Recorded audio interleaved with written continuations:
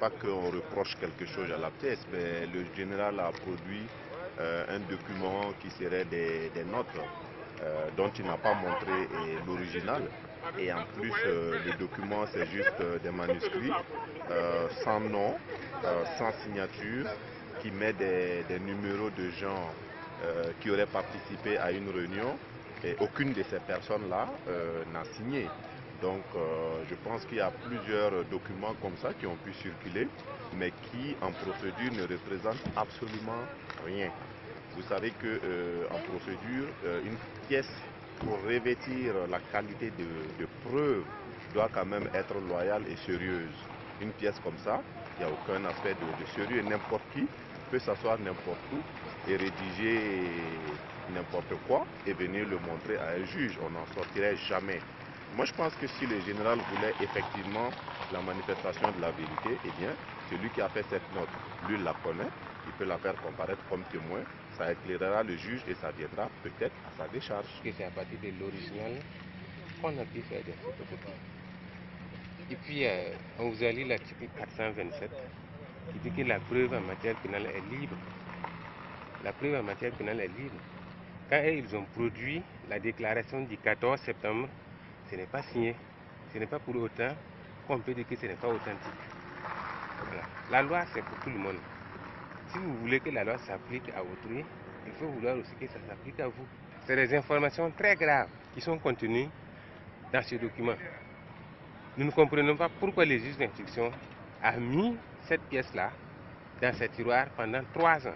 Même si c'était des simples déclarations. Il y en a qui sont là, des accusés qui sont là, ils ont été mis en cause par simple déclaration.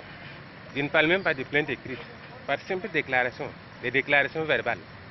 Est-ce que les déclarations verbales sont signées? Non, ce n'est pas signé. Ne serait-ce que pour la manifestation de la vérité, le juge d'instruction aurait pu investiguer. Là, on aurait pu savoir s'il s'agit de l'imagination du général ou bien c'est vrai. Maintenant qu'il a refusé d'investiguer là-dessus, qu'est-ce qu'on dit? Il y a une zone d'ombre qui est là, et un doute qui est là. C'est une stratégie de défense qui consiste à ne même pas plaider ni coupable ni non coupable, mais c'est une stratégie qui consiste plutôt à accuser.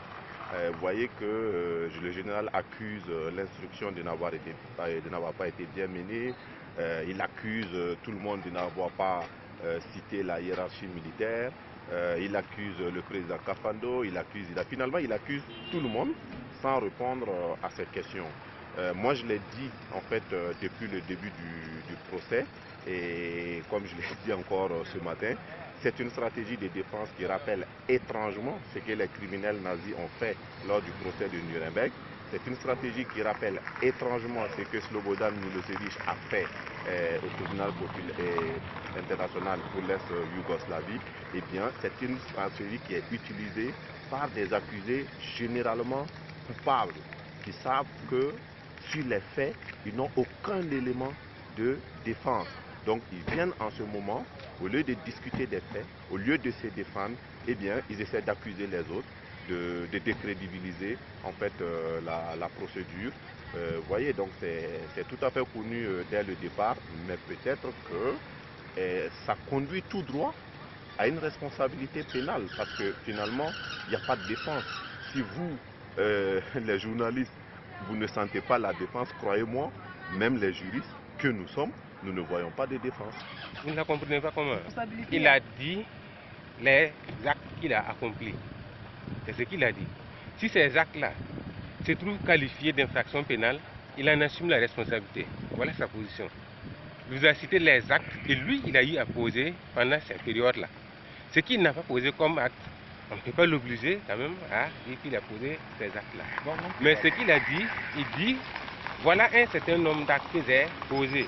Notamment, c'est moi j'ai fait lire la déclaration. Si les juges pénals estiment que ces actes-là rentrent donc dans le cadre d'une infraction pénale, eh bien, j'en assume la responsabilité.